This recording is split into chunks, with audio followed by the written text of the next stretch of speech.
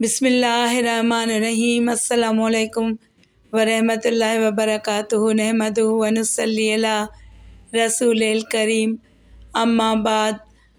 عورت کی بربادی اس وقت شروع ہو جاتی ہے جب وہ 3 گناہ کرتی ہے۔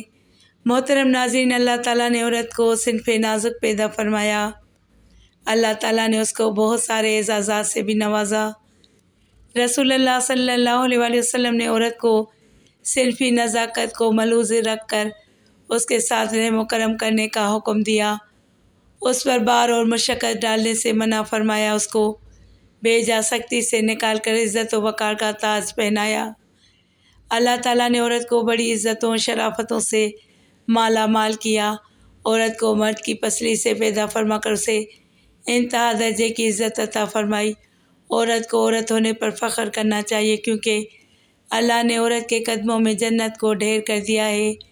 یہ سب باتیں اپنی جگہ ہیں۔ پھر غور طلب بات یہ ہے کہ جو عورت گھر کے کام کاج کرتی ہے، شوہر کی خدمت اور تابع داری کرتی ہے، بچوں کی پرورش کرتی ہے، تو اللہ پاک اسے ہر کام کرنے کے بدلے ڈھیر ساری نیکیوں سے نوازتا ہے۔ لیکن عورت کی بربادی اس وقت شروع ہو جاتی ہے جب وہ اللہ تعالیٰ کی 3 نافرمانیاں کرتی ہے، 3 گناہ کرتی ہے، اور ان گناہوں کو بڑے شوق سے کرتی ہے، مزے لے لے کر کرتی ہے۔ ایسے گناہ کر کے نہ جانے اسے کون سا سکون مل جاتا ہے۔ آخر وہ کون سے 3 گناہ ہیں جو عورت کو بربادی کی طرف لے جاتے ہیں، جو عورت کو برباد کرنے کا ذریعہ بنتے ہیں؟ پہلا گناہ جو عورت کی بربادی کا سبب بنتا ہے، شوہر کی تذلیل کرنا۔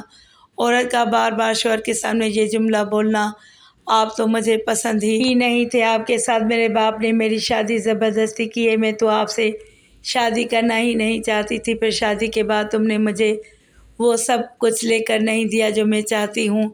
فلاں شوہر نے، فلاں رشتہ دار نے، فلاں ہمسایہ نے اپنی بیوی کو وہ سب کچھ لے کر دیا، تو نے میری یہ خواہش پوری نہیں کی، تو نے میری وہ خواہش پوری نہیں کی۔ جب سے تمہارے گھر میں آئی ہوں پل بھر کا سکون میسر نہیں ہوا۔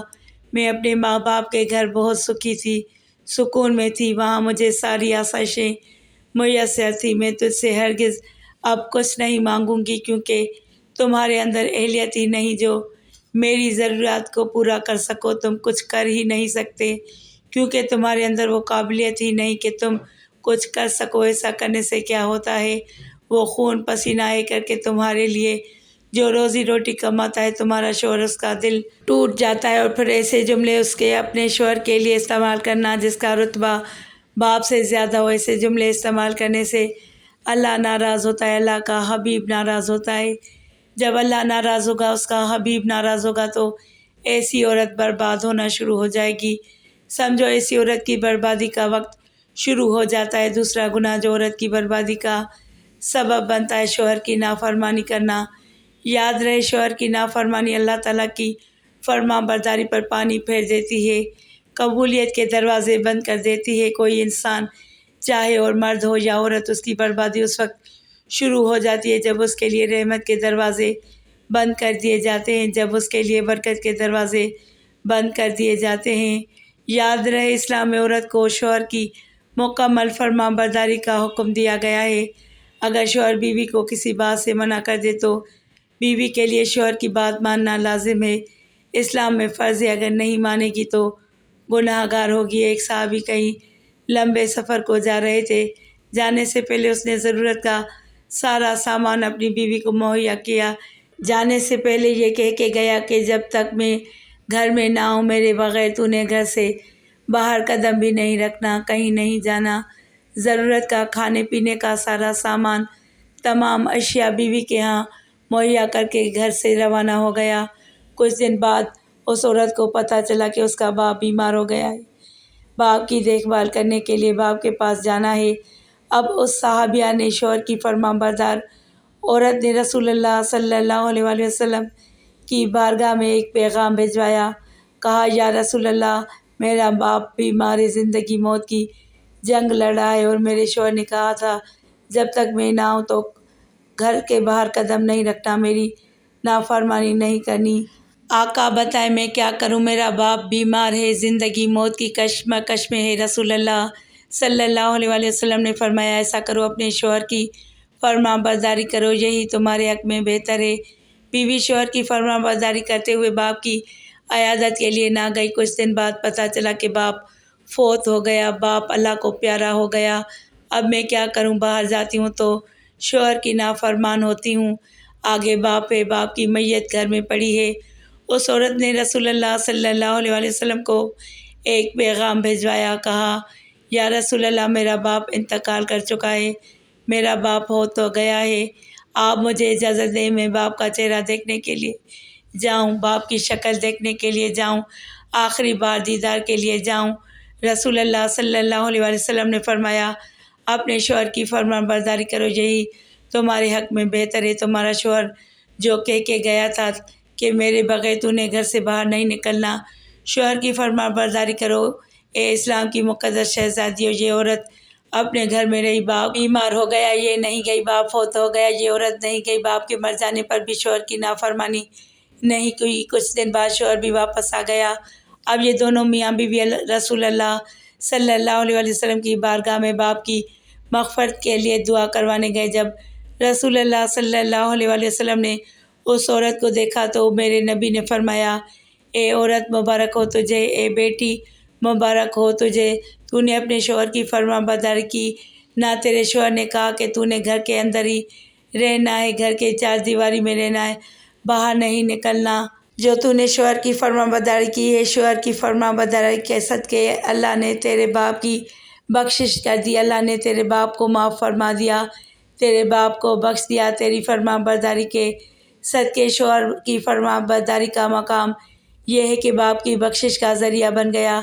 جو عورتیں شوہر کی نافرمانیاں کرتی ہیں وہ اللہ تعالیٰ کی رحمت سے دور جا بیٹھتی ہیں، اللہ کے غضب کا نشانہ بنتی ہیں۔ تیسرا گناہ جو عورت کی بربادی کا سبب بنتا ہے، ماں اور بیٹے کے درمیان نفرت پیدا کرنا۔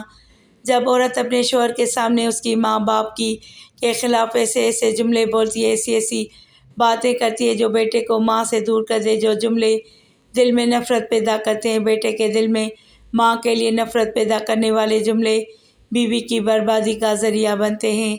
حضرت سیدنا عیسیٰ علیہ السلام کہیں جا رہے تھے، جاتے جاتے آپ کا گزر ایک قبرستان سے ہوا۔ آپ نے دیکھا ایک عورت ہے جو قبر کے سرانے بیٹھی زاروں قطار رو رہی ہے، چیخ و پکار کر رہی ہے۔ حضرت سیدنا عیسیٰ علیہ السلام اس عورت کے قریب آئے، پوچھا، عورت تو کون ہے اور کس کی قبر پر بیٹھ کر رو رہی ہے؟ عورت نے کہا، یہ قبر میری بیٹی کی قبر ہے، میری بیٹی نوجوان تھی، 1 سال اس کی شادی کو نہیں ہوا تھا کہ موت کی گرفت میں آ کر قبر کے اندھیری کوٹڑی میں جا سوئی۔ میرا کوئی عزیز و اقارب نہیں ہے، میرے رشتہ دار نہیں، میرے ماں باپ فوت ہو گئے ہیں، ایک ہی تھی اور ایک میری بیٹی تھی، اللہ نے میری بیٹی کو سنبھال لیا، اب میں رو رو کر موت مانگ رہی ہوں، یا اللہ مجھے بھی اپنی بیٹی کے ساتھ سلا دے۔ حضرت عیسیٰ علیہ السلام نے فرمایا، اے عورت، اگر تیری بیٹی زندہ صحیح سلامت قبر سے باہر نکل آئے اور تو اپنی بیٹی کے حال سے آگاہ بھی ہو جائے، پھر تو صبر کر لے گی، پھر تو واپس گھر چلی جائے گی۔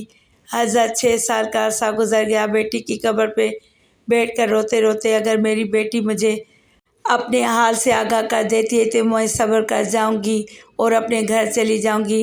حضرت سیدنا عیسیٰ علیہ السلام نے 2 رکعت نماز پڑھی۔ نماز پڑھنے کے بعد قبر کے سرانے آئے، آواز دی، اے فلاں عورت، اللہ کے حکم سے زندہ ہو کر قبر سے باہر نکلا۔ آپ نے ایک بار آواز دی، عورت قبر سے باہر نکلی، دوسری بار آواز دی، اے عورت، اے فلاں عورت، اللہ کے حکم سے زندہ ہو کر قبر سے باہر نکلا، دوسری بار بھی یہ لڑکی باہر نہیں نکلی، تیسری بار آپ نے آواز دی، اے فلاں عورت، اللہ کے حکم سے زندہ ہو کر قبر سے باہر نکلا اور اپنے حال سے آگاہ کر، تو قبر میں کس طرح کی زندگی گزار رہی ہے، کس طرح کے شب و روز گزر رہے ہیں۔ حضرت سیدنا عیسیٰ علیہ السلام نے جب تیسری بار آواز دی، اے فلاں عورت، اللہ کے حکم سے زندہ ہو کر قبر سے باہر نکلا، ہمیں اپنے حال سے آگاہ کر، ایک دم قبر پھٹی، اپنے جسم سے اپنے سر سے مٹی جھاڑتے ہوئے ایک لڑکی باہر نکلی۔ حضرت عیسیٰ علیہ السلام دیکھ کر حیران رہ گئے کہ اس لڑکی کے سر کے بال سفید ہو چکے تھے۔ حضرت عیسیٰ علیہ السلام نے سب سے پہلے پوچھا